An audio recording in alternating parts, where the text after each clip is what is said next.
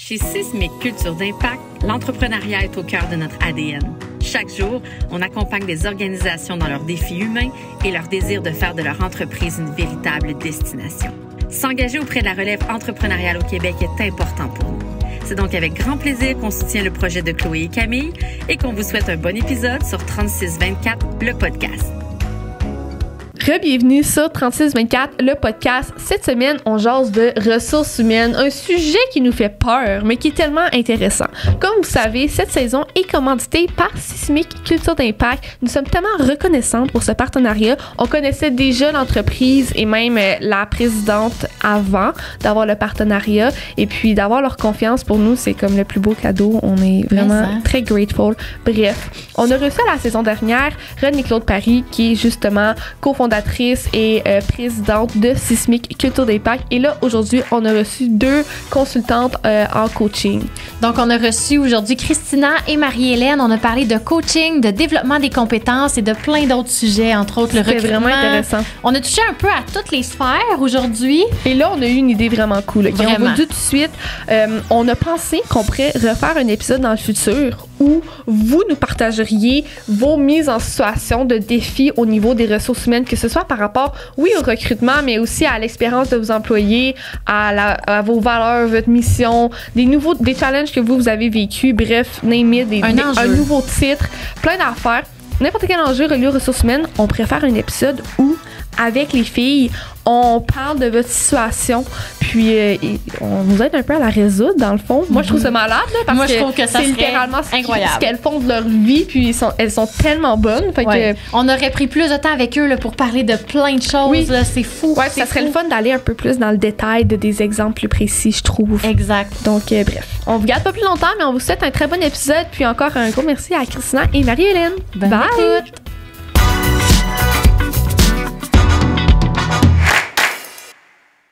Oui. On y va. Marie-Hélène, Christina, merci tellement d'être ici aujourd'hui. Vous êtes tout droit venue de Terrebonne et de... Oui. De loin. J'allais dire venue de Sismic, mais ça n'a pas... Non. Ben oui, quand même. Ouais, oui, dans le fond. Bref, merci de nous donner de votre temps. Aujourd'hui, on est vraiment reconnaissants. Donc là, si vous pouvez vous présenter brièvement, qui êtes-vous? Oui. Bien, si je peux commencer, bon, je m'appelle Marie-Hélène. Donc, je suis aujourd'hui associée et chef de pratique chez Sismic. Nouvellement associée depuis l'année dernière. Félicitations. Merci. Et puis, ben en fait, les ressources humaines, c'est un peu ma deuxième carrière. J'ai commencé début 2000 en graduant de McGill en enseignement. Donc, moi, j'ai vraiment une majeure en enseignement du français, langue étrangère et langue seconde. Puis, par la bande, je me suis retrouvée à autant être dans des agences de marketing comme gestion talent culture. Et là, ça va faire 6 ans cette année que j'ai joint l'équipe Sismic. Donc, avec René-Claude, que vous avez déjà rencontré. Exactement.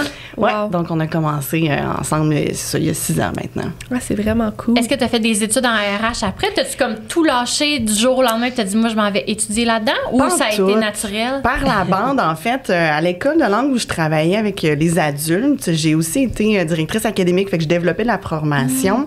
Je soutenais les enseignants aussi qui étaient sur place. Et puis, quand je me suis retrouvée, en fait, dans l'agence marketing où est-ce que je faisais talent culture, là, je me suis retrouvée à toucher un peu aux ressources humaines. Donc, un peu premier coup de cœur. Et quand j'ai rencontré René-Claude, en fait, 1 an après qu'on se soit joints ensemble pour travailler, là, j'ai passé mon test CRHA, donc pour l'Ordre des conseillers en ressources humaines agréés. Donc, il a fallu que j'étudie fort pour maintenant faire partie de l'ordre professionnel. Très cool. Beau background, j'aime ça. Puis pour toi, Christina? Oui, donc je suis consultante principale et coach certifiée chez Sismic maintenant depuis 5 mois. Oh! Oui, donc nouvelle dans l'équipe. Oui. Par contre, ça fait 15 ans que je travaille aux ressources humaines, donc j'ai quand même un beau bagage là-dedans. J'ai travaillé dans plusieurs entreprises des grandes, vraiment variées, là, familiales, globales, des tout petites, syndiquées, non syndiquées, donc vraiment des expériences variées, vraiment comme généraliste, mais toujours dans des rôles de gestionnaire, de direction. Puis, tu sais, dans les années, souvent, tu sais, quand tu es généraliste, ben souvent, il y a toujours quelque chose que t'aimes plus que d'autres de faire. Fait que moi, c'était vraiment le développement organisationnel qui me faisait triper, en fait, qui me passionne. Donc, tout ce qui est le développement des gestionnaires, le coaching. C'est pour ça que j'ai fait mon certificat en coaching aussi, là, 3 ans maintenant. Donc, vraiment de supporter nos gestionnaires, d'avoir, tu sais, de supporter les équipes pour faire en sorte qu'on fait des équipes performantes. Donc, comment avoir des équipes performantes, comment soutenir les gestionnaires là-dedans. Comment tu t'es arrêtée à travailler chez Sismic? Est-ce qu'il y a eu quelque chose ou pas particulièrement? Pardon? Est-ce que tu sais, pourquoi maintenant tu travailles chez Sismic? Qu'est-ce qui t'attirait de cette entreprise? En fait, c'était vraiment parce que c'est ça que je voulais faire. C'était vraiment la gestion, de supporter les gestionnaires, donc de sortir des opérations des RH. J'étais comme, tu sais, après 15 ans, tu dis, OK, je l'ai faite. J'ai passé par là, puis je voulais vraiment me focusser en tant que coach, en tant que consultante, parce que c'est ça qui me parlait un peu. Ah, c'est hot. Puis c'était tellement une belle équipe chez Sismic. Oui, puis justement, ce que je trouve vraiment cool de vous rencontrer aujourd'hui, c'est de voir, tu sais, là, je connais René-Claude, je connais Audrey, puis là, je vous vois, puis vous rayonnez tout autant. Je suis comme, mon Dieu, les ressources humaines, genre, ça rayonne, on dirait, là. Tout le monde a peur des ressources humaines. On est comme, show us, montrez-nous comment faire, là. Wow. Fait que là, si on plonge tout de suite dans le vif du sujet, tu as un projet qui s'appelle HALT. Veux-tu nous parler de ça? Oui, bien, c'est même plus qu'un projet parce qu'on a notre landing page. En fait, chez Sismic, on avait, tu sais, les ressources humaines, vous l'avez dit, ça peut être large.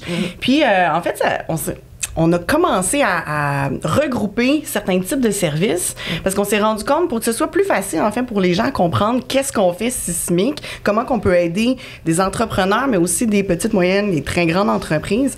Donc, on a commencé à regrouper les choses. On donnait déjà, on développait des programmes de leadership pour des gestionnaires. Puis, avec les discussions qu'on avait eues avec eux, un des commentaires qu'on a reçus souvent, c'est « Merci de nous faire cette pause-là.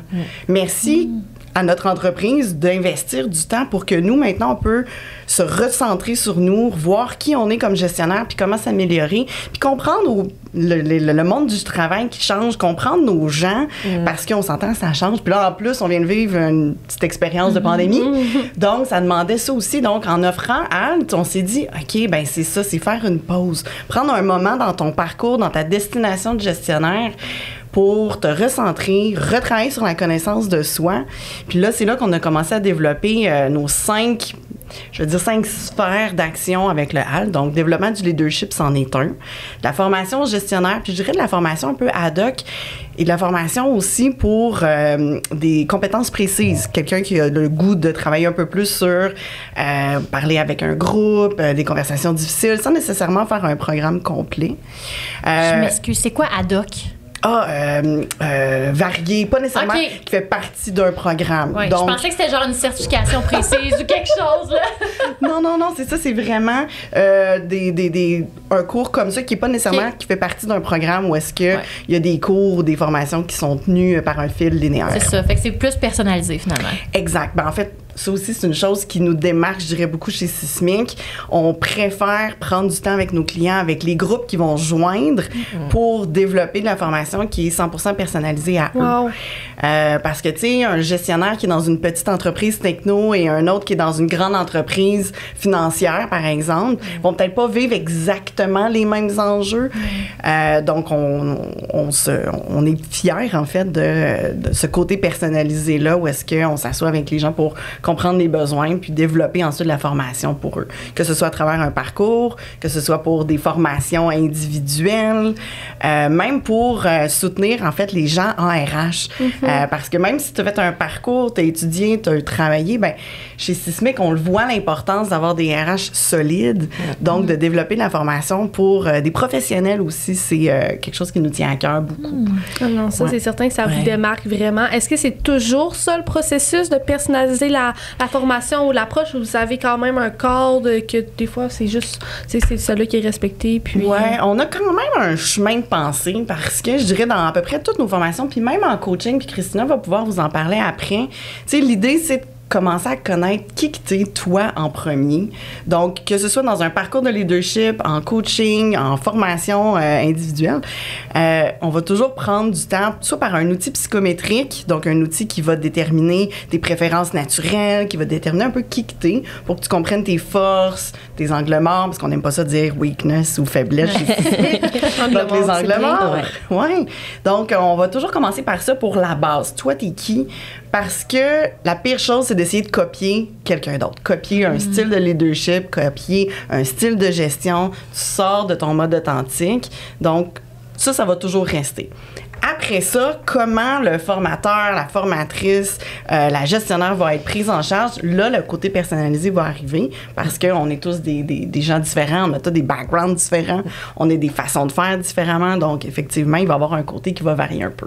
C'est vraiment nice. Puis là, tu as mentionné le coaching, Christina, c'est plus ta tasse de thé à toi. Oui. Comment comment ça fonctionne, le coaching? Est-ce qu'on peut démocratiser un peu le coaching? Oui, absolument. Mais en fait, en tant que coach, pour nous, mon rôle est d'être un partenaire pour mon client. Donc, je suis pas là pour lui donner des réponses, de lui dire quoi faire. Hein? Puis, on travaille beaucoup avec des leaders, des exécutifs. C'est du monde, c'est des experts. They know what they're doing. C'est juste que des fois, les choses, ils vont vite. Hein? On voit les choses passer, ça va vite. Il y a beaucoup de changements dans des entreprises. Puis, ils n'ont pas nécessairement le temps de s'asseoir puis de penser à des solutions. Fait on est là pour ça en tant que coach, de vraiment prendre le temps avec eux autres puis dire, OK, on s'assoit, t'as un peu d'espace, un peu de temps juste pour qu'on réfléchisse. On fait beaucoup d'introspection aussi. Je suis là pour poser des bonnes questions. Des fois, il y a comme des choses que tu vois pas en tant que leader. Hein? Qu'est-ce qui t'aide dans ton processus? Qu'est-ce qui t'aide pas? Donc, moi, je suis là pour ça, pour les faire voir aussi, ces choses-là. Oui. Ouais. Ah non, ça, c'est... Puis si je peux me permettre, tu as parlé beaucoup de leaders gestionnaires, mais tu sais, un des éléments aussi qu'on tient à mentionner dans le coaching, tu n'as pas besoin d'être un gestionnaire de 20 ans d'expérience pour dire, ah ben là, j'ai besoin de coaching. Tu peux être un jeune gestionnaire ou voire même un jeune entrepreneur, puis tu sais, avec cette passion-là, le feu que tu as en toi, mais des fois, on a juste besoin d'une espèce de guide pour nous arriver un peu à trouver nos ancrages, puis faire, OK, étape 1, voici comment je vais y arriver. Puis le coaching, c'est beaucoup ça, hein, il va par objectif, un petit pas à la fois. Ça sert à rien d'avoir des ambitions trop grandes, puis d'être juste démotivé parce qu'on n'y arrive pas. Donc, les coachs aident beaucoup à ça. Oui, puis on pourrait moi, je pourrais coacher n'importe qui. Tu viens commencer une nouvelle job, puis tu sais pas trop comment, tu sais, OK, je peux te coacher. Tu passes à travers des moments difficiles dans ta vie, je peux te coacher. Donc, je peux coacher n'importe qui parce qu'à la fin de la journée, c'est pas moi qui va te donner les réponses. Moi, je prends le temps avec toi de les sortir. Fait que, tu sais, pour que tu prends le temps de penser vraiment. Donc, c'est ça. Puis, j'ai pas besoin d'être experte dans, tu sais, mettons, je travaille avec un entrepreneur. Oui, exactement. J'ai pas besoin de connaître ce que tu fais. C'est toi qui vas trouver les réponses. Moi, mon rôle, c'est de te poser les bonnes questions, de t'écouter, d'être un sounding board. Clairement. Puis, dans les ressources humaines, c'est l'humain qui est au cœur des ressources humaines. Donc, tu sais, t'as pas besoin de connaître tout du domaine de ton client. C'est vraiment plus l'humain derrière la personne. Puis, comme tu dis, les réponses sont en nous, en fait. C'est de se faire guider pour les c'est ça qui est dur des RH, tu sais, c'est que t'as pas de cadre précis. Tu sais, moi, dans ma tête, RH, OK, c'est structuré, c'est wow, c'est beau, mais faut que tu la trouves, ta structure, puis faut que tu la mettes à ta couleur. C'est là où vous entrez en jeu, j'imagine, quand t'es comme... T'essayes des trucs, puis là, tu fais « tabarouette, ça marche pas, mon affaire. » Puis ça dépend des entreprises, c'est sûr. Fait que nous, notre rôle chez Sismic, c'est sûr, quand on rentre, ce qu'on veut faire, c'est de connaître l'entreprise. On prend le temps avec les exécutifs, les directeurs, même les employés, de bien comprendre qui vous êtes, parce qu'on va adapter nos solutions à l'entreprise. Donc, une solution que, tu sais, j'ai essayé avec une autre entreprise, marchera peut-être pas pour une autre, parce que ça dépend. What's the DNA? Moi, je veux comprendre. Avez-vous votre catalogue des solutions? Toutes les solutions. Il doit quand même avoir des genres de concepts et théories qui se réappliquent d'une place à l'autre. Exact. Puis autant quand on fait du conseil stratégique en ressources humaines, mettons, si on veut développer ou retravailler un processus, je donne un exemple, attraction de talent, en ce moment, c'en est un gros thème, la rétention, mobilisation, tu sais, comment garder nos gens. Oui, il y a des concepts, oui, il y a des idées, mais comme Christina a dit, tu sais, l'important pour nous, c'est vraiment d'aller connaître le fond, l'ADN de l'organisation, la culture, qu'est-ce qui est vécu, qu'est-ce qui est véhiculé, parce que ça, des fois, hein, c'est pas tout à fait la même chose. Clairement. Ce qu'on veut projeter, merci, puis ce qui est vécu, donc on peut aider à réaligner les flûtes. Mais pour nous, c'est vraiment important d'aller creuser pour ensuite proposer des solutions qui vont être pertinentes, autant pour les gens que pour l'organisation en soi. Non, ça fait bien du sens. Moi, j'ai une question sur Alt, parce que là, tu as parlé que c'était un landing page, puis tout ça, mais dans le fond, là, est-ce que tu arrives là, puis on dirait que j'ai compris, mais j'ai pas compris. Là. C'est quoi la démarche, là, tu sais? Ben, mettons, je peux même te séparer. Tu sais, chez Sismic, on pourrait avoir 3 pôles, 3 sphères d'activité. On a vraiment du conseil stratégique ressources humaines. Donc, tu es une entreprise, tu dis, moi, j'ai peut-être un problème de mobilisation, de rétention, on peut aller t'aider. On a un autre pôle, Impulsion. C'est un service qu'on a lancé il n'y a pas si longtemps, vous pourrez regarder sur nos réseaux. Impulsion, ça, c'est de l'impartition. Donc, encore une fois, on vient soutenir une entreprise qui a peut-être ou pas une équipe de RH qui a besoin de soutien, qui a besoin d'un petit souffle. Donc, nous, on prête une ressource où on vient soutenir l'équipe pendant un moment donné, une période de temps. On n'est pas là à vitam aeternam.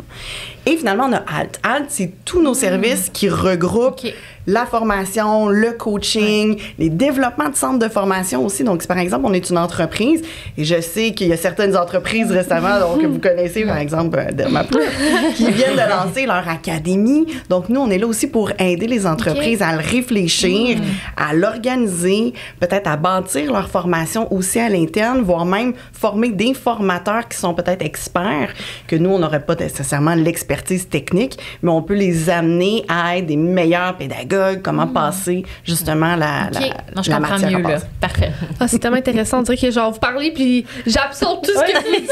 Je suis comme, oh my God. Mais le service ALT, très intéressant. Puis là, toi, t'as passé de combien de temps à développer ça, par curiosité? Ben, en fait, de par mon background, je dirais, tu sais, j'ai été enseignante, j'ai une majeure en français, langue étrangère, aux adultes, donc c'est pas mal tout le temps ça qui m'a été, faisait partie de moi. Je dirais, il y a 5 ans maintenant, il y a un client qui nous avait approché, René-Claude et moi, pour bâtir un programme de leadership. Donc, on l'a fait avec eux. Puis, c'est un client qu'on a encore aujourd'hui. Puis, shoot-out humano-médical. Donc, eux, on suit un groupe de gestionnaires. Ça va faire notre 5e année qu'on les a encore. Donc, ils font partie de notre programme ALT. Donc, on accompagne les gestionnaires maintenant, c'est 2 fois par année sur des séances de co-développement, de formation. On mixe un peu les deux. Donc, ça a commencé là et petit à petit, en rencontrant différents groupes de gestionnaires, on commence aussi à comprendre, OK, ben pendant la pandémie, comment on fait pour garder contact avec nos employés à distance, 100% à distance? Là, de plus en plus, tu sais, les employés sont amenés à revenir au bureau. Donc, comment qu'on garde quand même cette mobilisation-là, toujours en gestion de changement, parce que c'est pas facile de se faire rebrasser, là. Il faut qu'on revienne au bureau, recréer cette synergie qu'on avait là. Donc, on continue de les accompagner. On développe des nouvelles formations à la demande de nos clients qu'on a. C'est vraiment nice. Puis surtout, comme tu as donné un bon exemple, là, revenir au bureau. En fait, ils reviennent pas au bureau. C'est comme le télétravail maintenant fait partie des entreprises. Puis j'entends des gens dire, ben honnêtement, si le télétravail n'est plus une option dans votre entreprise, vous prenez un pas de recul parce que tellement d'entreprises l'offrent que maintenant les employés vont trouver une entreprise où c'est offert. Exact. Donc ça, c'est quand même un gros défi parce que tu sais, le télétravail, c'est une confiance à ton employé. Puis bon, il y a les livrables qui te permettent de mesurer. Mais bref, nous, on le vit pas chez Euphorique, le centre de coiffure de Camille, parce que t'as pas le choix. En même temps, moi, je fais du télétravail. Fait que tu le vis un peu d'avoir un employé qui le fait. C'est vrai, mais tu sais, je veux dire, j'ai le résultat, là. Mais c'est ça. Tu sais, tu me l'envoies, là, une fois que t'as terminé, là, les visuels sont envoyés, les textes sont faits, puis... Intéressant. Puis Chloé était plus structurée. Mais c'est important de garder la communication, hein, quand on a des emplois à distance, de garder la communication toujours ouverte, des rencontres. Donc, c'est pas, j'ai un emploi à distance, puis il reste à distance, on se parle. Non, ben oui, c'est de garder ce lien, de bâtir le lien de confiance. Clairement. Puis là, j'aimerais comprendre la différence. T'as nommé ALT, le genre de le coaching, puis tout. Puis après ça, t'as nommé le développement stratégique. Développement du conseil stratégique. Exactement. C'est quoi la différence entre ces deux-là? Bien, ALT, c'est vraiment, là, c'est tous les services qui touchent de la formation. Tu vois ça au niveau formation et coaching, on passe sous ALT. Tandis que le conseil stratégique, c'est un peu notre core chez Sismic.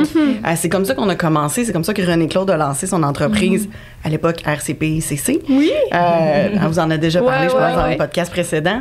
Donc, le conseil stratégique, c'est vraiment pour aider les entreprises par travailler sur, par exemple, la performance des employés. Donc, comment être plus performants, qui vont être plus mobilisants, qui vont amener, évidemment, une expérience plus fun.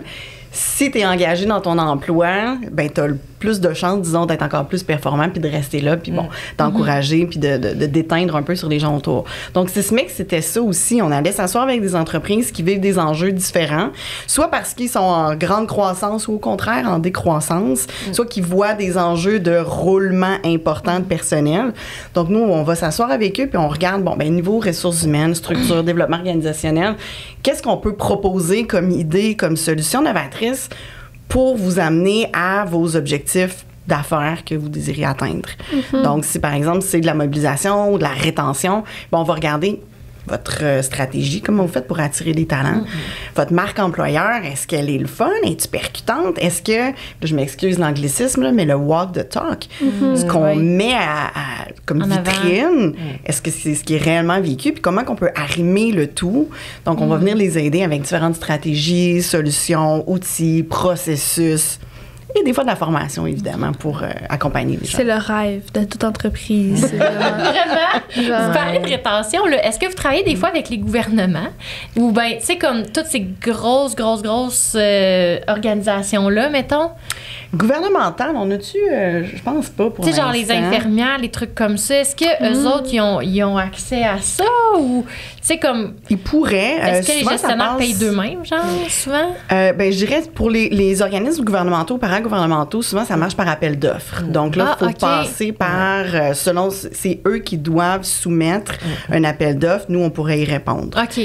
Présentement, on est vraiment plus au niveau des entreprises. Des villes aussi. On travaille avec des villes. Exactement. Donc, on a beaucoup de villes. Ouais. Ça, c'est le fun. Avec qui on travaille, ouais. C'est quoi les qualités clés d'un entrepreneur ou d'un leader aujourd'hui pour bien gérer ses ressources humaines, si on peut dire ça?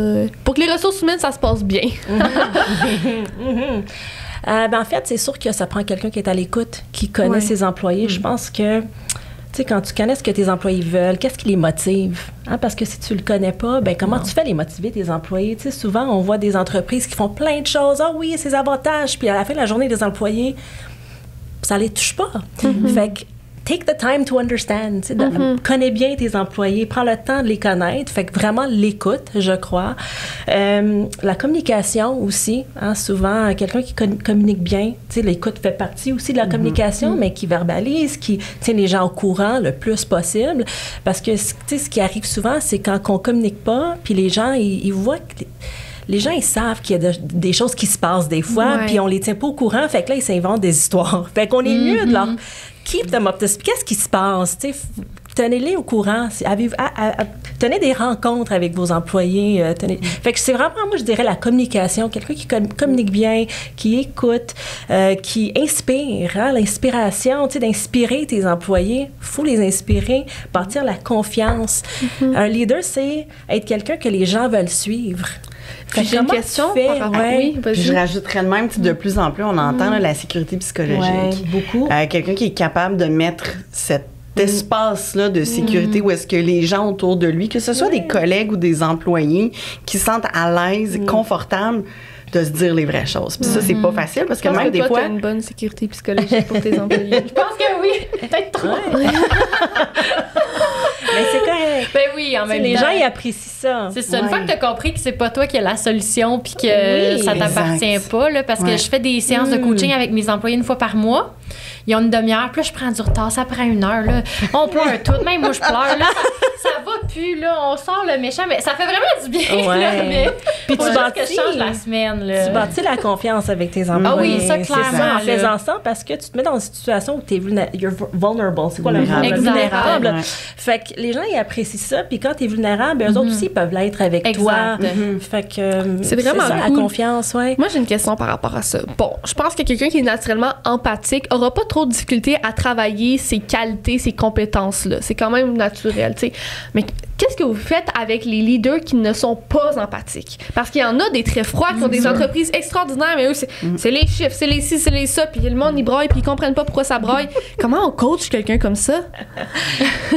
Introspection. Je pense que la personne doit se voir. Moi, si je peux le dire, je suis super bas côté empathique, it's very low.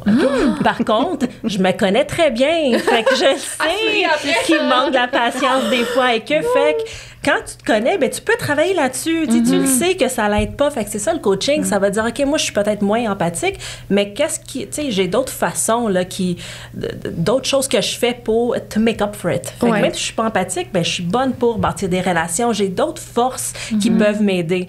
Donc, c'est de jouer là-dessus aussi, mais d'être vraiment, tu sais, de bien se connaître. Parce que oui, je le suis peut-être pas, mais au moins, quand je le sais que je m'en vais là, ben je suis capable de me contrôler un peu. Fait que c'est ça le coaching aussi, de se faire voir, là, de faire vraiment l'introspection, de bien se connaître pour après prendre des actions. Quand je vois que je le suis moins, ben qu'est-ce que je peux faire? Puis je rajouterais à ça aussi l'esprit d'équipe, le pouvoir des partenariats. Le leader n'est jamais tout seul. Puis justement, de connaître, de savoir, ben moi, mon niveau d'empathie, il est bas, mais qui autour de moi peut être mes alliés au niveau de l'empathie? C'est bon. Tu sais, d'avoir dans ton équipe de gestion, ou si, par exemple, un leader a un CA ou un conseil autour de lui, bien, il y en a peut-être d'autres qui ont, je dirais, la lunette empathique plus claire. Donc, de s'entourer de ces gens-là aussi. On se complète vraiment bien, c'est vrai. Ça me fait penser, vous connaissez clairement le test des couleurs. Est-ce que vous êtes pour... moi, j'ai souvent entendu, faut que tu t'entoures de toutes les couleurs, mettons. Est-ce que ça, c'est un concept qui revient dans votre philosophie ou pas particulièrement? Bien, je veux dire, ça, tu parles du Insight Discovery, j'imagine. Le Nova. Ou le MBT, Nova, Trina. Les 4 couleurs. Bleu, vert, jaune. Ils veulent tous un peu dire la même chose, là. Bien, sans nécessairement y aller avec toutes les couleurs, je pense que Christina l'a dit, la première chose, c'est d'apprendre à se connaître, puis après ça, de trouver dans différentes situations, bien, c'est qui peut me balancer. Parce que même, je pense, toute l'étude derrière, c'est Young et je ne sais plus qui, là, qui a sorti, entre autres, le Insight Discovery, machin. L'idée, c'est, ben dans une situation donnée, peut-être que j'ai un rouge qui monte, peut-être que j'ai un bleu, de se connaître. Puis après ça, OK, là, je le sais, je suis en période de stress, mais je sais que j'ai une collègue à côté de moi qui, elle, ne réagit pas de la même façon puis est capable de garder son calme dans cette situation donnée-là. Donc, peut-être de s'associer puis de le voir venir. Mais pas de recul. Puis je dirais aussi, si je peux rajouter... faut faire attention avec ces tests-là, ceux-là qui te mettent vraiment dans des groupes de couleurs. On est beaucoup plus que 4 couleurs. We're way more complicated en tant qu'humain. Donc, moi, c'est surtout le Success Finder que j'adore parce que c'est un autre test psychométrique qui ne nous regroupe pas dans des couleurs. Fait que moi, quand je suis rouge, ben OK, ça dépend des situations. Des fois, je peux être plus bleu. Fait que ça dépend. Donc, avec un Success Finder, ça va aller voir tes préférences naturelles. Donc, comment tu bâtis des relations. Fait que c'est pas nécessairement un rouge-bleu, c'est comme OK, on a 26 compétences, puis là-dedans, lesquelles que tu préfères sont lesquelles que tu préfères moins. Fait que c'est juste de se connaître. Encore là, l'introspection, de bien se connaître. Qu'est-ce qui peut m'aider, puis qu'est-ce qui m'aide pas? Donc, moi, j'adore ces tests-là. Je trouve que c'est tellement le fun parce que, oui, on se connaît dans un sens, mais je pense que c'est toujours pertinent d'avoir les bons mots pour se décrire. Tu sais, moi, c'est surtout ça que j'ai retrouvé dans la première fois que j'ai fait le test des couleurs parce que, comme tu dis, il y a 4 couleurs puis on est des milliards. Fait que, tu sais, on va peser notre gaz égal. Mais, reste que quand tu trouves les mots pour décrire ta personnalité, ben c'est le fun. Tu sais, t'es comme, OK, ben moi, je réalise que, tu sais, moi puis Camille, on se complète quand même bien parce que, ben, elle, ça donne quand même bien qu'elle est une gestionnaire qui est très empathique. Ben, mais tu dis que t'es pas empathique. Mais moi, je trouve qu'elle est empathique. Ben, moi, je me trouve pas empathique parce que, en fait, c'est parce que je suis dans l'écoute, mais je juge des fois. Ouais, OK. Fait que je suis pas empathique parce que là, je le sais, là, je suis là, ça va monter, je vais dire, ben, fais ça. Tu sais, mais non. C'est comme ce que je pense dans ma tête puis ce que je dis, puis c'est pas de pas être authentique, c'est que des fois, ça servira pas la personne que je dis ça, puis j'ai appris maintenant. Tu sais, c'est un peu ça. Tu sais, c'est comme. Tu peux pas dire, j'ai comme pas d'exemple qui me vient en tête, là, mais je sais pas, là, à chaque fois que tu files pas, tu rentres pas. Ben, rentre, tu vas filer mieux. C'est comme, tu peux pas, mais pourquoi tu rentres pas? Puis là, c'est juste que. Ouais, t'as appris. Exact, mais moi, c'est pas nécessairement un manque d'apathie, c'est plus un manque de limites que j'ai. J'ai pas beaucoup d'empathie, mais j'ai pas beaucoup de limites non plus. Fait que c'est là où moi je dois travailler, c'est mettre mes limites. Genre. Tu vas écouter longtemps. Je suis très douce, mais je vais écouter longtemps. Puis là, je vais laisser passer des choses parce que c'est pas si grave. Mais c'est là qu'on se balance, j'ai l'impression, parce que, mettons, moi et Camille, on travaille quand même très proche parce que je travaille pour elle aussi. Puis, tu sais, justement, moi, je suis plus. En fait, moi, je suis très empathique dans certaines situations, mais dans d'autres, moi, je suis comme non, ça passe pas, puis tu peux pas le laisser passer. Puis, je ramène Cam dans des décisions que, comme tu dis, t'aurais laissé quelqu'un dépasser ta limite. C'est correct, tu sais. Comme, mais en fait, souvent, j'y ai même pas pensé à c'était quoi ma limite. Non, c'est ça. Je suis comme, on s'arrête où avec ça? C'est vrai. C'est vrai que si on laisse ça passer, fait que c'est vraiment d'apprendre à se connaître, mais de déterminer l'identité de l'entreprise aussi au-delà de toi comme humain. Exact. Qu'est-ce que Euphorique, dans ce cas-ci, veut offrir à ses employés? Exact. Puis les employés qui choisissent Euphorique, ben pourquoi? Est-ce que ça correspond à leur propre système de valeurs? C'est ça. C'est maintenant. Puis je pense que la pandémie, elle a ouvert cette porte-là aux gens de faire « Hey, attends un petit peu, là, l'entreprise pour laquelle je me donne corps et âme, est-ce que je colle encore avec? » Puis c'est pour ça qu'on a vu beaucoup de mouvements de personnel, parce que là, on a vu peut-être un autre côté de certaines entreprises. Donc, les gens ils ont fait « Hey, non, moi, ça me tente plus de travailler là. » Ou de travailler comme ça. Maintenant, je suis plus claire avec mon propre système de valeurs, puis je vais trouver une entreprise qui va matcher. Parce que, tu sais, c'est un choix bidirectionnel. Là. Maintenant, c'est pas juste l'entreprise, spécialement que là, disons que la balle est dans le camp des gens, des travailleurs. Mais c'est plus juste l'entreprise qui va aller chercher les gens. Il faut que la personne aussi, l'individu choisisse l'équipe, le gestionnaire, puis bien évidemment la compagnie.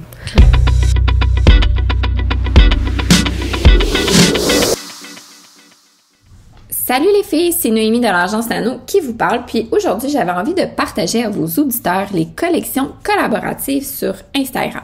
En fait, vous savez probablement déjà qu'on peut sauvegarder des images, des vidéos qu'on aime dans des collections qu'on a préalablement créées sur Instagram. Mais maintenant, c'est possible de partager ces collections-là avec des amis qu'on a sur Instagram. Ce qui veut dire que les deux personnes vont pouvoir ajouter du contenu dans la collection, puis les deux personnes vont y avoir accès. Je t'explique comment faire, c'est super simple. En fait, il suffit de cliquer sur l'icône enregistrer lorsque vous voyez une publication que vous aimez, puis vous cliquez sur l'option créer une collection collaborative. Ensuite, vous la nommez, par exemple, Voyage été Europe 2023, puis vous sélectionnez la personne chanceuse qui va partir en Europe avec vous. Ensuite, vous cliquez sur Terminer. Chaque fois qu'un de vous deux va ajouter quelque chose dans la collection, l'autre personne va recevoir un message privé qui va mentionner que du contenu a été ajouté à la collection. Voilà, c'est aussi simple que ça. Si jamais vous voulez voir un visuel de la procédure, je vous invite à cliquer sur le lien en description. Bonne journée!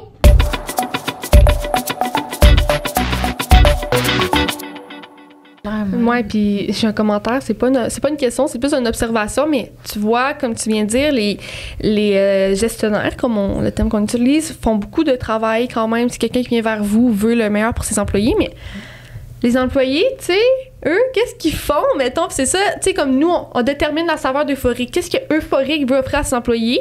Puis là, je prends ça comme exemple, mais après, dans certains cas, t'as quand même des employés qui se plaignent, puis c'est comme, mais toi, t'as-tu fait ton introspection de te demander si Euphorique, ça colle avec toi, comme tu dis? Est-ce que ça, vous avez certains programmes? Y a-t-il des employeurs qui veulent ça, des fois, pour leurs employés, les guider dans un genre d'orientation ou pas particulièrement?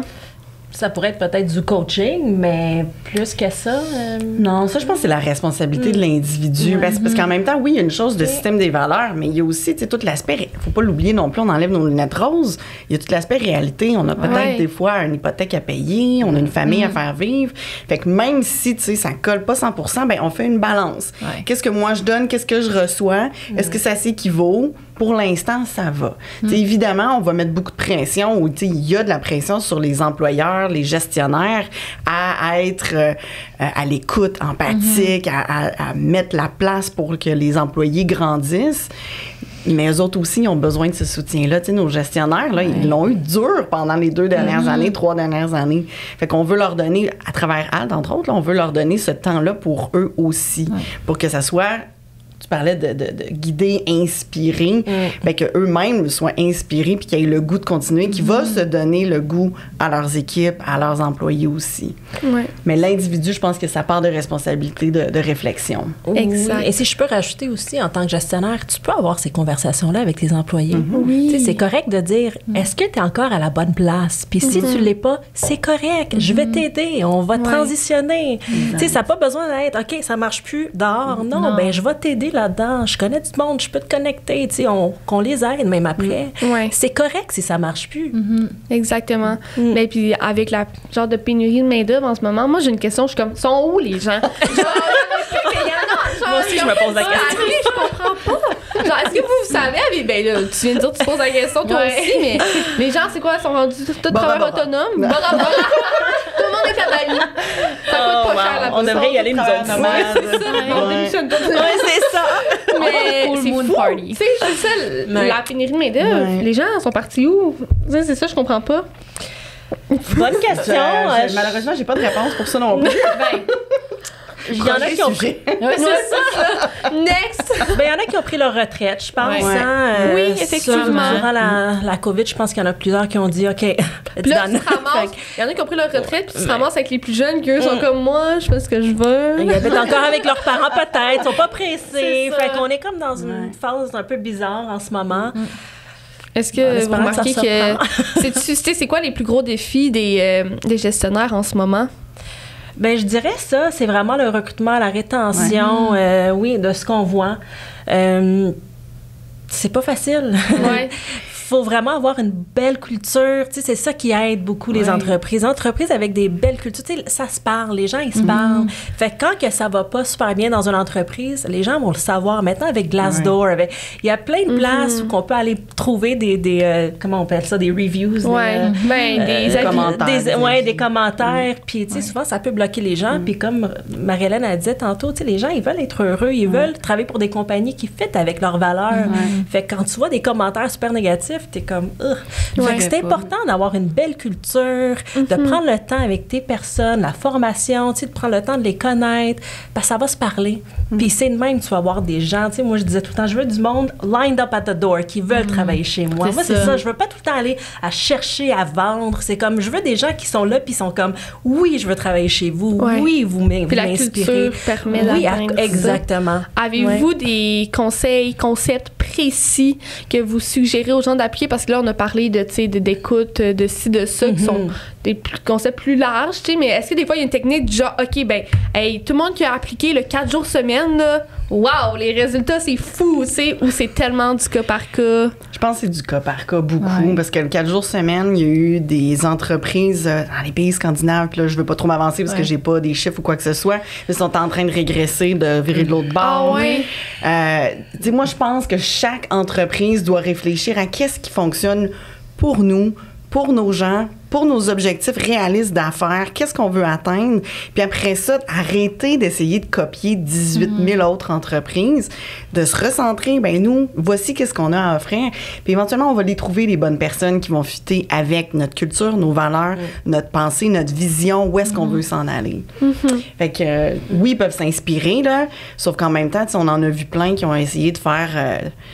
de s'inspirer à la Google, Apple, mais tu sais, c'est tellement des grosses corporations que on n'a pas les mêmes moyens qu'eux autres. On peut s'inspirer. Mais il y a ça aussi. C'est ça qui arrive, qui est dommage, en fait, je pense, pour les plus petites entreprises, c'est que là, tu as des grandes entreprises qui, bon, avec la pénurie de main-d'œuvre, ben, eux, ils ont plus de ressources financières. Fait que là, ils installent, justement, le lounge, le ci, le ça, les 5 assiettes, le lunch payé. Puis là, tu te retrouves avec des petites entreprises qui sont comme, moi, je peux pas payer le lunch 3 fois par mois à mes employés. Mais tu peux offrir autre chose. Ouais, exact.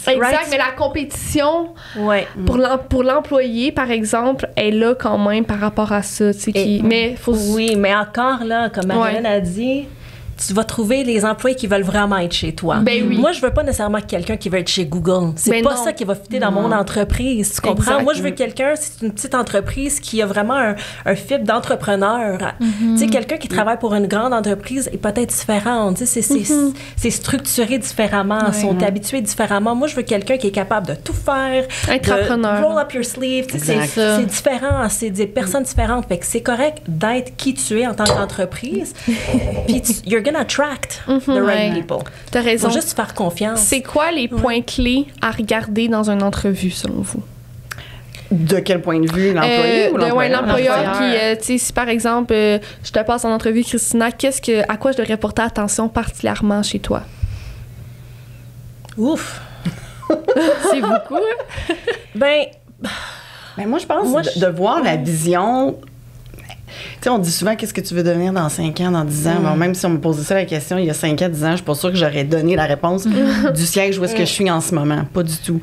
Par contre, tu sais, on a tous notre système de valeurs, puis il y a une certaine nécessité que ça matche dessus. Tu sais, c'est quelqu'un qui applique, par exemple, chez Sismic, puis que, je sais pas, moi, j'aime travailler dans un cadre très strict, j'aime avoir un gestionnaire qui me dirige, peut-être de manière un peu plus proche, rapprocher mes tâches. Tu sais, c'est sûr, ça marchera pas parce qu'on n'est pas comme ça.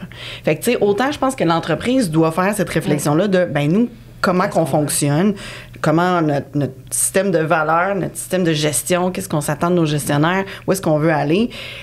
Grosso modo, est-ce que l'employé va se retrouver là-dedans? Mais ça veut pas dire que même en entrevue, tu vas le faire, tu vas, ah oui, ça m'intéresse. Peut-être que dans 3 semaines, tu te rends compte, ah ben non, finalement, ça marche pas. Ou, je le sais pas maintenant, je le verrai dans 5 ans. Tu sais, c'est dur à dire. Il y a pas de recette applicable, précise. C'est ça. C'est pour ça peut-être qu'il faut être à l'écoute de soi pour avoir un feeling aussi peut-être. Tu sais, puis l'écouter, pas être tellement dans le jus que moi ça m'est arrivé souvent d'engager comme quand on était dans le jus là, c'était vraiment ça le plus gros problème. Puis là tu fais comme ça tente, ah ouais, let's go. Ah ouais, let's go. Ah ouais, let's go. Puis t'as pas réfléchi à rien. Puis là, à un moment donné, ça fait plusieurs mois. Puis là, tu fais, oh boy, j'avais pas vu ça. Tu sais, comme d'être étourdi, là. De bien comprendre le rôle. C'est quoi le rôle? Parce que des fois, comme tu dis, tu t'embauches, puis les gens, ils savent pas c'est quoi mon rôle exact. Est-ce que c'est vraiment dans ça que, tu sais, est-ce que c'est ça que je veux faire? Fait qu'une fois que tu as établi une description du rôle, ben là, tu peux en parler. Est-ce que ça fit avec? Puis de poser des questions sur l'expérience de la personne. Est-ce que ça fit? Est-ce que c'est vraiment ça? Parce que souvent, en entrevue, on veut tout se vendre, hein? Fait qu'on peut en rajouter. Fait que d'aller vraiment en profondeur, de bien comprendre. Fait que oui, il y a comme le sentiment il y a un fit, c'est sûr. C'est important. Mais est-ce que la personne est capable de faire le rôle? Sinon, les tâches, sinon, est-ce que je peux supporter cette personne? Parce que c'est aussi correct de prendre quelqu'un qui a peut-être pas toute l'expérience, mais je peux t'apprendre. Puis c'est correct aussi. Tu as vraiment un caractère avec qui on fit. Fait que c'est correct. Je sais que tu es moins forte là-dedans. Je te supporte. Je vais te former. Fait que de voir jusqu'à où tu es prête à aller. C'est quoi l'impact que vous voyez au quotidien avec les clients que vous accompagnez? Bien, on voit... c'est vraiment le taux de rétention, je le sais, c'est sûr que ça l'aide. Des employés plus heureux, ils sont plus connectés avec l'entreprise. Il y a plus une connexion. Souvent, il y a la communication aussi qui augmente, fait qu'ils sentent comme s'ils font plus partie. On fait aussi souvent le travail sur les valeurs, qui est l'entreprise. Puis tous les programmes, on dit, il y a comme des employee life cycle, du recrutement jusqu'à la transition. Oui, toute l'expérience de l'employé. Fait comment on peut amener de quoi à chaque phase. Tu sais, quand tu t'es embauché, parfait, tu fais le recrutement, tu es embauché, ton onboarding, ça a l'air de quoi? Fait qu'on touche vraiment à tout durant toute l'expérience de l'employé. Fait que si on est capable vraiment d'avoir un impact là-dessus puis de s'assurer qu'à chaque phase, l'employé est content, est heureux, ben c'est sûr qu'on va avoir un engagement beaucoup plus élevé. Les employés sont plus engagés, sont plus productifs, ils sont plus attachés. Puis je dirais même qu'au niveau des gestionnaires, parce qu'on parle beaucoup de l'expérience employée, mais il y a aussi l'expérience gestionnaire. Entre eux, moi je le vois dans mes groupes, les cohortes, ce sont des gens qui se connaissent, mais qui n'avaient pas nécessairement l'habitude de travailler ensemble. On travaille, moi, je suis dans le département vente, moi, c'est, je sais pas, opération. Oui, ils vont s'envoyer 2-3 courriels parce qu'ils travaillent sur un dossier comme similaire ou partagé, mais que là, ils ont le moment ensemble de manière récurrente, par exemple, à travers un programme de leadership, de vraiment d'apprendre à se connaître puis faire « Hein! » On est complémentaires, on peut s'aider. Puis même si, tu sais, on travaille dans la même entreprise, on se connaît, on s'est vu au party de Noël ou quoi que ce soit, mais là, on apprend à se connaître différemment sur un autre point de vue. Fait que cette synergie-là qui est créée, moi, je vois vraiment comme un impact hyper positif à travers une même entreprise, un groupe de gestionnaires qui se sont soudés parce qu'ils vivent souvent des enjeux similaires à travers la même entreprise. Ben oui. Puis des fois, quand on est soit nouveau gestionnaire ou même si on a quelques années d'expérience, on peut avoir l'impression, bon, là, j'ai le titre, je dois tout faire, tout régler moi-même. Au contraire, t'en as d'autres, des gestionnaires, t'as une équipe avec toi aussi. Fait que je pense que cet impact-là aussi est vraiment sécurisant, je pense, pour des fois des jeunes gestionnaires qui reçoivent cette pression-là, justement, d'entreprise, de faire livrer tes employés, sortir du mode opérationnel. Donc, comment être un meilleur humain avec ces gens. Si je peux... Une partie du programme ALT de ce qu'on fait, c'est le co-développement qui aide beaucoup à ça. Donc, on amène nos gestionnaires, puis ensemble, ils trouvent une solution. Fait qu'il y a quelqu'un dans l'équipe qui amène un problème, puis tout le monde les aide, ils jouent leur rôle de consultant, puis aident cette personne-là à trouver des solutions. Fait que, oui, nous, on fait notre côté, tu sais, on rentre, on fait la formation, mais quand on sort, eux autres, ils ont bâti cette confiance-là, sont capables, maintenant, ils ont compris comment s'aider à trouver des solutions. Fait qu'on les laisse, mais ils continuent, fait qu'ils ont vraiment bâti une belle relation. Fait que c'est vraiment beau. Non, ça, c'est hot. Est-ce qu'en général, les gens, ils se font coacher très longtemps ou ça va être une phase? Mettons, OK, tant de mois, je me fais coacher, puis c'est fini. Ou il reste des années, des années? Ça dépend des gens. Ouais. D'habitude, nous, nos programmes, ils durent de 6 à 8 mois, d'habitude. Puis, on fait ça moins de courte durée parce que nos comportements, ça fait longtemps qu'on réagit de certaines façons. Hein. C'est pas en 2 mois que tu vas te changer. Hein. Donc, ça prend du temps. C'est ça, le coaching. C'est pour ça que ça fonctionne. Parce qu'on est là, on se voit aux 2 semaines. C'est très structuré. On parle, puis on travaille sur, tu sais, inside. Right? Fait qu'on amène des sujets. Qu'est-ce qui t'aide pas? Qu'est-ce qui t'aide? Puis on travaille là-dessus pendant des mois. Fait que ça revient tout le temps. Puis on a dit, la personne sort, des fois, elle a des devoirs, des choses à faire, puis elle travaille tout le temps sur elle-même ou sur lui-même. Donc, wow. Ouais. Très cool. Ouais. Puis, est-ce que, par curiosité, est-ce que vous vendez aussi des formations ou des trucs comme ça en ligne? Je me souviens plus. Oui? Oui, on fait les deux. On fait autant en présence avec des groupes qu'en ligne. Je dirais, tu sais, l'idée d'avoir des formations en ligne, c'est quand tout le monde est devant un écran. Faire du hybride où est-ce qu'il y a 2-3 personnes dans une salle de conférence, une personne en ligne, c'est difficile parce que, bon, ça peut être très chaotique, là, mais on préfère faire soit 100% un, 100% l'autre. Personnellement, j'aime beaucoup les formations en présence, se nourrir de l'énergie des gens, puis qu'eux aussi se créent cette solidarité-là. Pour moi, c'est le plus bel impact qu'on peut avoir. Clairement. C'est sûr. C'est quoi le processus? Mettons, moi, j'ai une entreprise, je veux faire affaire avec Sismic. C'est quoi la première étape, puis la deuxième, puis la troisième? Je dirais, premièrement, définir ton besoin. Ouais. Est-ce que j'ai un gestionnaire que je veux offrir peut-être du coaching parce qu'il est peut-être nouveau en poste ou il vient de se faire prendre une responsabilité particulière ou on veut juste l'accompagner pour qu'il soit vraiment en confiance ou on veut offrir de la formation à un groupe de personnes. À ce moment-là, quand les entreprises nous contactent, bien, on s'assoit avec eux, on jase pour voir leur réalité, leurs besoins, ça serait qui participerait à ça, soit au coaching ou aux formations. Ensuite, bien, souvent, nos clients vont avoir une brève idée du thème qu'ils veulent aborder, des compétences que leurs participants doivent développer. On va creuser ça un petit peu plus avec eux pour voir. Puis, après ça, on va pouvoir leur offrir différents services, que ce soit une formation ad hoc, donc juste un one-off. C'est juste une formation sur un thème donné. Après ça, bien, on les laisse grandir à travers ça. Ou c'est vraiment un programme de leadership où est-ce qu'on a plusieurs ateliers de 3-4 heures intégré avec du co-développement. Ça, c'est un bon 9-10 mois qu'on accompagne les gens, puis on les voit vraiment grandir, puis on a une mesure à la fin pour voir la progression. Est-ce que c'est nos gens RH qu'on veut accompagner, qui veulent être soit peut-être plus business ou peut-être plus assurés quand ils doivent aider leur gestionnaire? Donc, à ce moment-là, on va pouvoir leur bâtir ces ateliers-là sur mesure pour cette clientèle-là.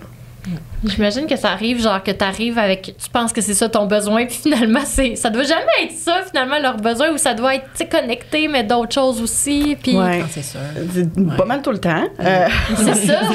Non, je vais me nuancer quand même. Là. C'est rare que c'est un 360, comme tout à coup, tu as besoin d'autre chose. Tu sais, souvent, ils le voient, ils savent qu'est-ce qu'ils vivent. Nous, on va peut-être y aller avec un ordre de priorité ou, tu sais, cibler vraiment les bonnes personnes. Tu sais, par exemple, si en ce moment, ben c'est l'équipe exécutive qu'on doit coacher ou qu'on doit accompagner parce qu'il y a peut-être des disputes ou ils se disent pas nécessairement les bonnes choses ensemble, bien là, on va leur proposer peut-être un coaching exécutif pour cette équipe-là, qui est un coaching vraiment particulier.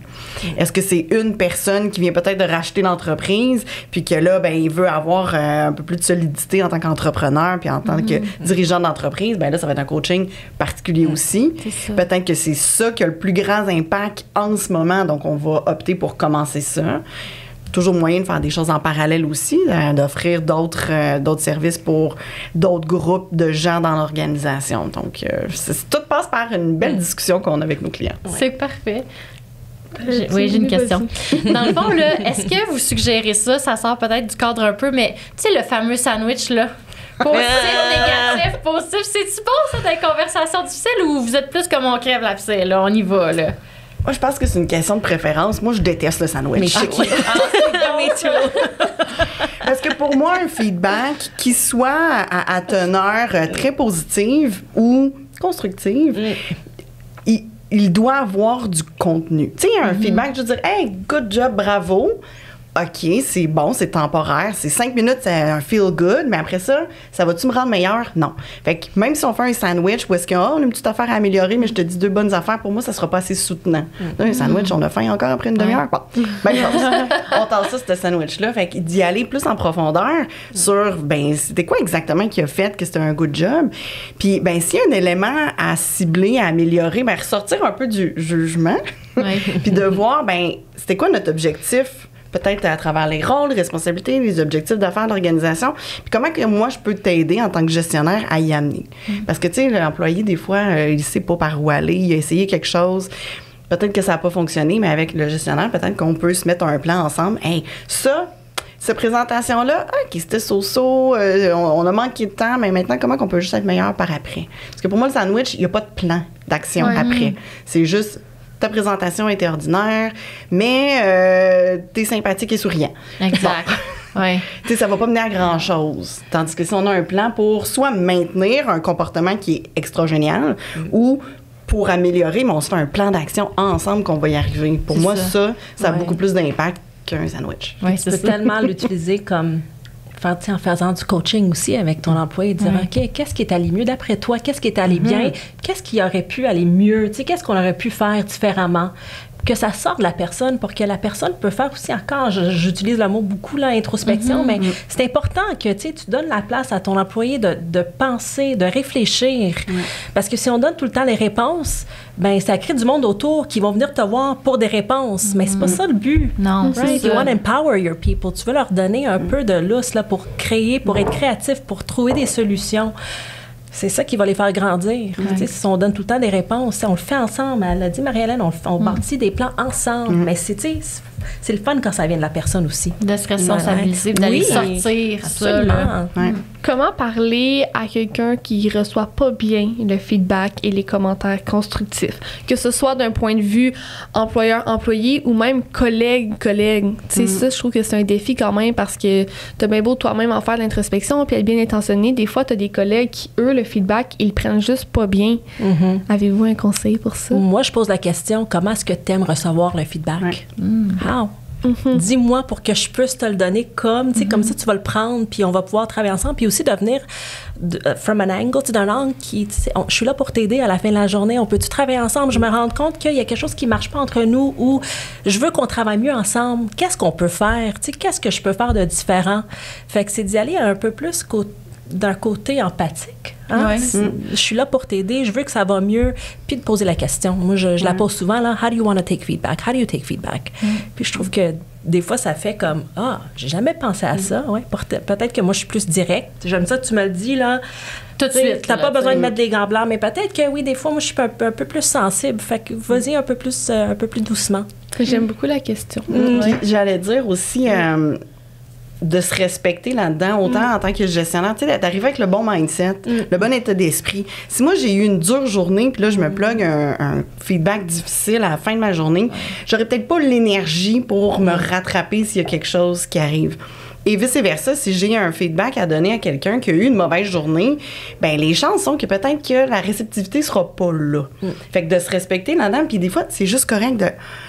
Hey, on reprend-tu notre conversation demain? Tu sais, là, je sens qu'on est en train de dérailler. C'est correct de faire un time-out. C'est correct de dire, c'est peut-être pas le bon moment finalement.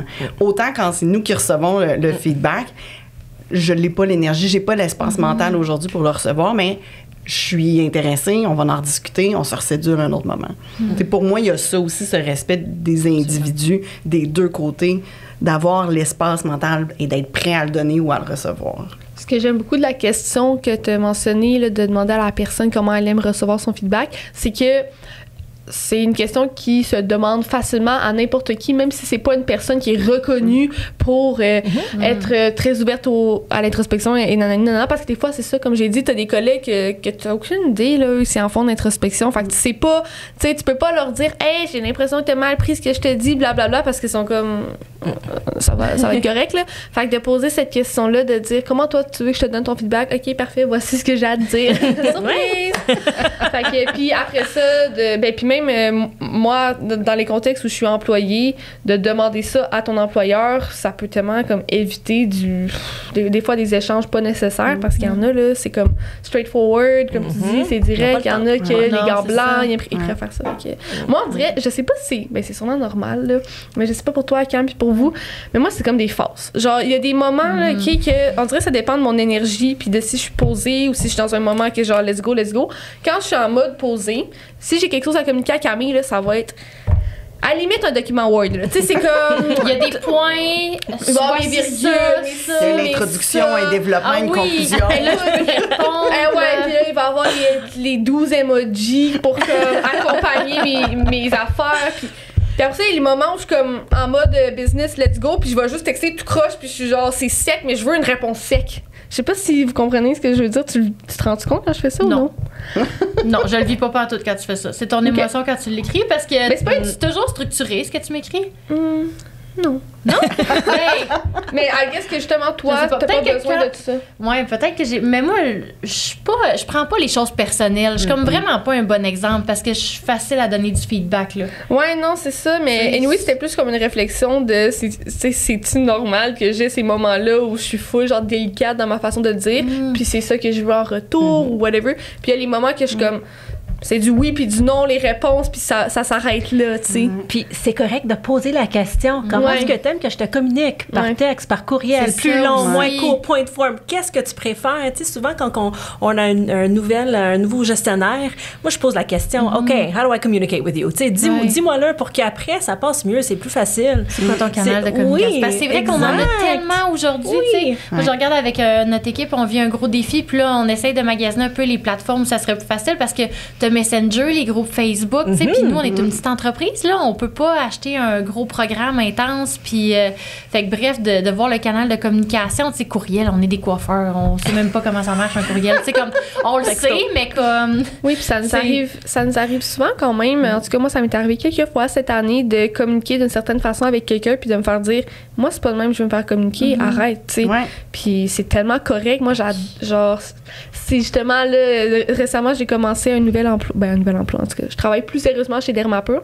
Puis, fait que là, maintenant, je relève de nouvelles personnes. Puis, cette personne-là m'a expliqué dans mon genre d'entrevue qu'elle a dit que le feedback, c'est un cadeau. Puis depuis, là, on dirait, j'arrête pas de répéter ça à tout le monde. C'est vrai, parce que tu peux t'améliorer. Tu sais, c'est qu'il y a tellement de gens qui sont fermés au feedback quand pourtant, c'est ce qu'il y a de plus pertinent pour évoluer. Puis, autant pour soi-même que pour les autres. Parce que si tu reçois un feedback, c'est parce qu'il y a quelque chose qui dérange les autres à un certain niveau aussi. Tu sais, ou qui pensent que t'es pas à ton meilleur en faisant X, Y chose. Fait que bref, moi, le feedback, je considère que c'est un cadeau maintenant. Ou au contraire, c'est pour maintenir quelque chose que tu fais déjà super bien, puis on veut le faire, le highlight, là, c'est ça, le faire briller par un talent particulier que la personne a. Tout ça, tu sais, des fois, on prend pour acquis que, on sait, elle est bonne là-dedans, comme bravo.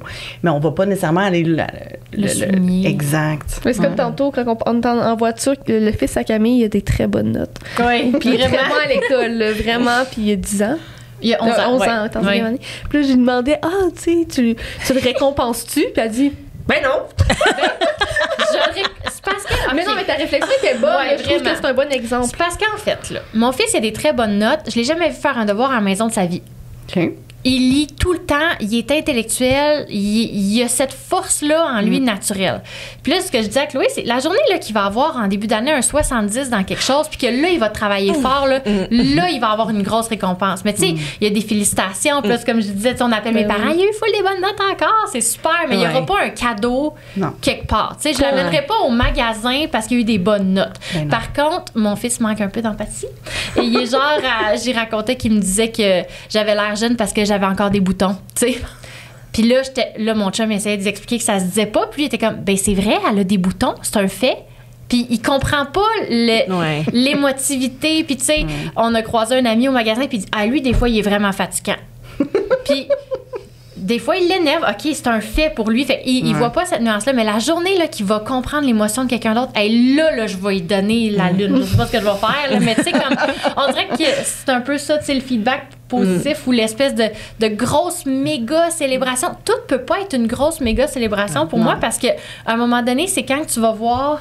Tu sais, la journée t'a fait réellement un effort, puis je trouve que c'est dans l'effort qu'on vit de l'évolution plus que dans notre zone de confort. Ben, c'est ça. Ce que tu m'as fait réaliser en m'expliquant ton raisonnement, c'est que c'est vraiment le fun que ton fils performe à l'école, mais techniquement, il fait pas tant d'efforts. Tu sais, c'est comme, c'est naturel. Fait que pour toi, ta réflexion, c'est je vais pas le récompenser quand pour lui, c'est naturel, puis il a pas l'impression de travailler pour y arriver, tu sais. Mais le jour où il va avoir un effort, mais là, je vais lui démontrer. Genre, tu dis toujours bravo, puis tout, là, clairement. Oui, c'est ça. Non, là, il passe pas sous silence. Ben non, pas du tout. Mais là, le jour où il y a un effort, ben là, il peut avoir une récompense. Vous, c'est quoi votre... Ben, c'est sûr que, tu sais, si on fait juste dire bravo, good job, puis à un moment donné, c'est parce que ça perd de son sens. Il faut quand même qu'il y ait une intention réelle, honnête, authentique, dans les bons temps pour souligner quelque chose. Tu sais, bravo, tu t'es levé ce matin, quand tu te lèves à tous les matins, mais peut-être que tu es sorti d'une phase un peu plus difficile, puis comme, hey, tu as réussi à venir au boulot aujourd'hui. C'est ça. Tu sais, il y a des éléments qu'on va vouloir souligner parce que oui, effectivement, il y a un effort, mais tu sais, je pense qu'il y a aussi le maintien de certains comportements qu'on veut aussi souligner. Si, par exemple, c'est un maintien sur, je sais pas, une longue durée, il termine son secondaire avec sa moyenne qui est toujours restée super haute, qui est quand même fabuleux, tu sais. Peut-être qu'il y a eu des difficultés avant ou peu importe. T'sais. Exact. Moi, je pense que le maintien aussi est à souligner. Il faut que ça soit authentique. Puis tu vois peut-être pas les efforts qu'il fait à l'école. C'est ça. Et toi, tu vois qu'il amène rien à la maison, mais peut-être que c'est lui qui écoute sitting in the front seat, puis qui écoute, puis qu'il fait tous ses travaux à l'école. Fait que tu vois peut-être pas, tu sais, comme un petit canard là, qui travaille. Tu vois pas tu le sais pas. Fait que même avec nos employés, c'est la même chose. Des fois, tu sais, c'est toujours les gens qui performent le plus qu'on leur donne de plus en plus. Fait que c'est aussi de voir que ces gens-là, ils travaillent. Il y a quelque chose. S'ils sortent tout le travail, tout est bien fait, puis ils performent. Comes from somewhere. Je veux dire, ça vient de quelque part.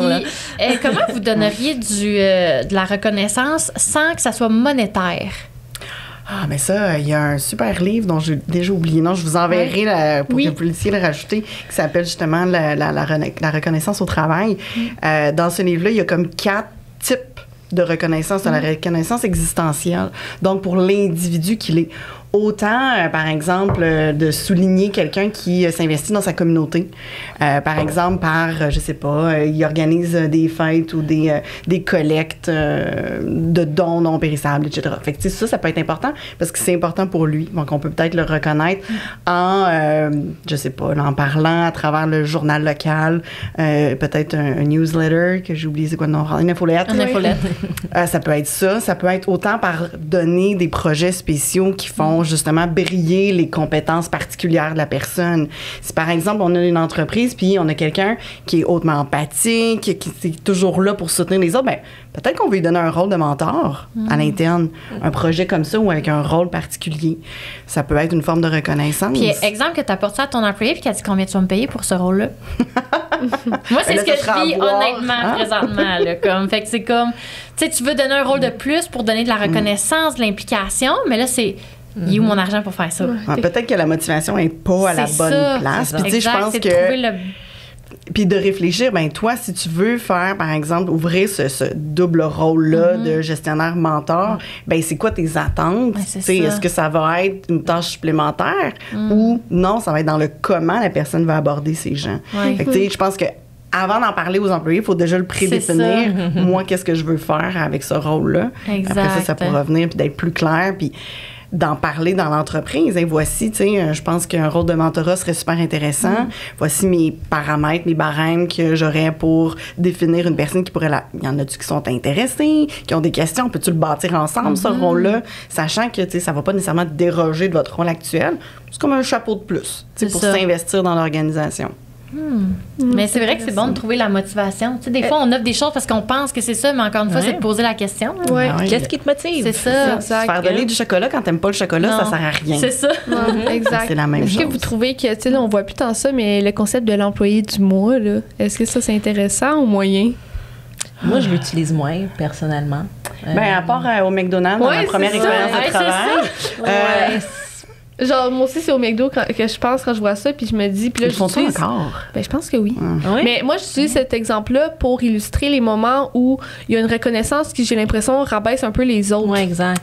Parce que là, c'est pas tout le monde qui va y passer à l'employé du mois. Puis il y a quelqu'un qui va finir par être insulté, tu sais, comme... C'est quoi les critères exactement pour arriver à ça? Moi, je suis pas super à l'aise avec faire briller juste une personne. Je pense qu'on peut avoir différents, encore une fois, barèmes, critères sur l'effort. Peut-être que l'entreprise a eu une période un peu creuse, mais il y a quelqu'un là, qui s'est relevé les manches, puis il est allé aider d'autres équipes. Puis bon, fait que ça, pour moi, c'est important de le reconnaître. Est-ce que c'est quelqu'un qui est allé chercher une certification supplémentaire pour justement arriver à aider l'équipe, l'organisation, training quelconque? Ça, je pense que c'est important de le reconnaître. Mais après ça, c'est peut-être l'encouragement dans l'équipe, l'atteinte des résultats. Je suis pas sûre qu'il y a juste une personne qui devrait être soulignée. Les valeurs aussi. Y a du monde qui vit vraiment les valeurs dans l'entreprise, qui les fait briller. Donc, il y a tellement... Il y a plusieurs façons de faire ça sans mettre une personne... Je trouve ça le fun à faire. Cette année, on a commencé à peut-être plus se pencher là-dessus au salon, tu sais, puis en fait, c'est que, justement, on a pris le temps de voir c'est quoi qu'on ferait pour l'année 2023, tu sais. Puis là, ben, comme tu as dit, c'est très difficile, je trouve, mais c'est pas très difficile, mais des fois, c'est plus difficile de donner de la reconnaissance qui est jamais reliée à quelque chose de monétaire. Que ce soit, oui, donner de l'argent en tant que tel, mais ça, c'est pas ça qu'on fait, mais tu sais, donner un bien, donner du temps, tu sais, finalement, pour un employé, ça se rapporte souvent à quelque chose qui est relié à l'argent d'une manière ou d'une autre, à moins que ce soit comme un message. Bref. Tu sais, pour dire que nous, là, maintenant, tu sais, on prend le temps, mettons, chaque fois c'est la fête d'un employé de souligner, d'offrir un petit quelque chose. C'est la même chose pour tout le monde, par exemple, parce que là, on allait dans toutes les directions, puis c'était tellement rushant. Tu sais, là, ça, je l'ai compris. Là, après, quand c'était la Saint-Valentin, on a pris le temps d'écrire à la main une carte pour tous les employés. À la fête des mères, on a comme acheté un bouquet d'eucalyptus ou de lavande, toutes les mamans. Fait que, tu sais, ça, c'était pas à tout le monde dans l'équipe, mais c'était les mamans, tu sais. Puis je trouve ça vraiment le fun. Je pense que ça fait une différence quand même de savoir qu'on est là pour eux, on les aime, on reconnaît ce qu'ils font, puis ce qu'ils font. Vraiment. Puis tu sais, je dirais, tu sais, autant à ton point tantôt que tu disais, Christina, de demander à la personne comment tu veux recevoir du feedback, de demander aux employés comment vous voulez être reconnus, sachant que, tu sais, on n'a pas un coffre-fort puis on n'imprime pas de l'argent en arrière. C'est vrai. Il y a différentes façons de le faire. C'est soit par prendre du temps ensemble, de des questions, de la formation. Exact. Comment eux autres, ils aiment ça être reconnus. Que je reviens à mon exemple, se faire donner du chocolat quand t'aimes pas le chocolat, ça sert à rien. Ben, ça va pas avoir cet impact-là. Ben, puis c'est ça, puis tu dis ça, puis on l'a tellement vécu, dans le sens que d'offrir des cadeaux ou quelque chose à des gens qui est comme, ben merci pour la carte cadeau Starbucks, mais moi j'aime pas ça le Starbucks. Puis t'es comme, ben je m'excuse. C'était ça pour tout le monde. Mais tu sais, t'as raison de le demander, par exemple, dans la mesure du possible, c'est vraiment intéressant. Moi, j'absorbe tout ça, puis je vais l'implémenter. Moi, même d'avoir un comité des employés, tu sais, au lieu que ça vienne de toi, mettons, Camille, c'est, OK, y a-tu des employés qui veulent essayer? Puis vous leur donnez un budget, non, ça n'a pas marché. Non, OK. En fait, je pense que dans tout ce qu'on fait, on a vraiment des bonnes intentions, mais on fait pas de suivi, puis je pense que c'est là qu'on rush, puis c'est le manque de temps, en fait. Moi, personnellement, là, c'est ce que je trouve. On a souvent des bonnes idées, puis là, on met tout ça en place, on est genre, wouh, puis là, oh shit. Tu sais, comme mettons, là, on a fait un concours de vente ce mois-ci, là. Ben, tabarouette, moi, je pensais que mon ordinateur, elle comptabilisait tout, puis que je pourrais juste faire regarder, puis c'est qui la gagnante. Non, il faut qu'ils comptent toutes, chacune leurs affaires. Fait que le concours, finalement, c'est un ancrage pas négatif pour eux autres. Là. Ils sont comme moi, il faut que je compte le nombre de shampoings que j'ai vendus à la main. Tu sais, en tout cas. Oui, fait que je pense que. Oui, c'est un film, là. C'est un gros film. Puis, un moment, on avait gonflé des ballons pour faire gagner une fin de semaine en amoureux. Puis, finalement, les filles qui ont des enfants, il n'y avait pas de gardienne. C'est vraiment. Je trouve que faudrait quasiment penser en ce moment à 2024-2025, je pense. C'est ça le problème. Faites un brainstorm avec l'équipe. Avec l'équipe, ben oui. C'est ça. Impliquez-les là-dedans. Puis d'être plus douce dans notre temps puis nos délais. Totalement. Pour être plus réaliste, je pense. La semaine prochaine, un meeting RH. Tu sais, c'est comme en coaching, c'est un petit pas à la fois. Ça n'a pas besoin de faire la grande étape. Non, allons-y petit à petit, puis c'est comme ça qu'on améliore nos façons de faire, on s'améliore nous, on crée notre cohésion dans notre équipe, puis on développe ce sentiment d'appartenance-là à nos employés. Tu sais, ils sont là, ils ont un lien. Parfait. Comment qu'on fait pour pas le briser? Ben, embarquons-le dans comment qu'on veut amener le salon, notre entreprise. Qu'est-ce que eux autres, leur vision est? Comment eux autres voudraient contribuer Exact. à leur manière, à travers qui ils sont, qu'est-ce qu'ils peuvent faire ensemble. Je vais réécouter l'épisode puis je vais prendre en note tout ce que vous dites. Ben, on est déjà au bout de notre temps, Wow, mais je voulais vous remercier sincèrement d'être venus aujourd'hui. On est vraiment reconnaissants. Puis c'était super pertinent. Puis comme j'ai dit au début, vous rayonnez. Puis ça, c'est le fun, des personnes comme ça. À tous ceux qui écoutent, si jamais vous cherchez une ressource, de ressources humaines, Sismic est là pour vous, clairement. On est très reconnaissants de notre partenariat avec Sismic, là, ça donne. Puis ben, c'est ça. Merci beaucoup de votre temps. On vous souhaite aussi... on n'a pas beaucoup parlé de vous, là, mais j'avais comme des questions qui étaient plus personnelles, mais je me suis abstenue. Mais je vous souhaite beaucoup de succès dans vos carrières et tout chez Sismic. Je l'espère pour vous. C'est sûr. Puis c'est ça. Donc, merci beaucoup. Merci à vous autres. Bonne journée, les filles. Ça passe trop vite. Ouais, c'est ça. Je commande, non, j'avais de quoi de Ouais. Bye. Merci.